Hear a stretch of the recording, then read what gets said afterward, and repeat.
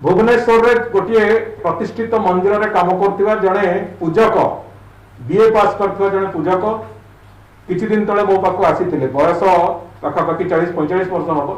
दीर्घ दिन धरि सेठी पूजा करथिले मंदिर आज बंद होबा कारण दीर्घ समय धरि तांक पाखरे आज काम नाही तांक पाखरे अर्थ नाही तांक पाखरे परिवार चळैया पई व्यवस्था नाही से आसी के अनुरोध कले मंदिर रे लंबा समय धरि पूजा करथिबा पूजा पत्र जानिथिबा कर्मकांड जानिथिबा जणे पूजक आसी के अनुरोध कले मते जे धर्मेंद्र बाबू कहि कि मते आईओसीएल रो रिफाइनरी रे अंत पीएम चाकरीटे करई दियंतु मु बंची जीव मो परिवार बंची जीव आखिरे लुह आसी गला कथा सुनी मो कहला कथा अंततः सेमानक प्रति मध्य राज्य सरकारकर तांकर बंचिवार अधिकार को दबा पई जो प्रतिबद्धता से प्रतिबद्धता भी राज्य सरकार थरे देखंतु गोटे होची भक्तर भावना एवं मंदिर सहित निजर जीविका को जोड़ी थिबा जो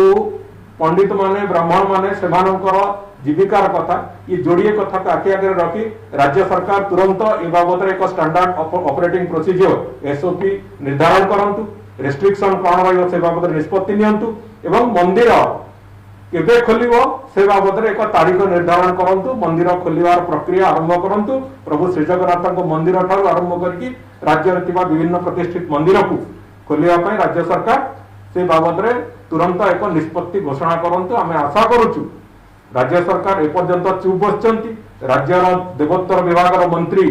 एपर्यंत चुप बसचंती राज्यर मुख्यमंत्री एपर्यंत चुप बसचंती तेणुकर ए बाबद रे एक ठिकणा निष्पत्ति खूब शीघ्र नियंतु एवं ओडिशा प्रदेश रो कोटी कोटी भक्तंकर जो आस्था अछि से आस्था को अंततः अवदमित करिवा पई ताकू दबेई दबा पई अंततः अपचेष्टा राज्य सरकार तरफ न हो।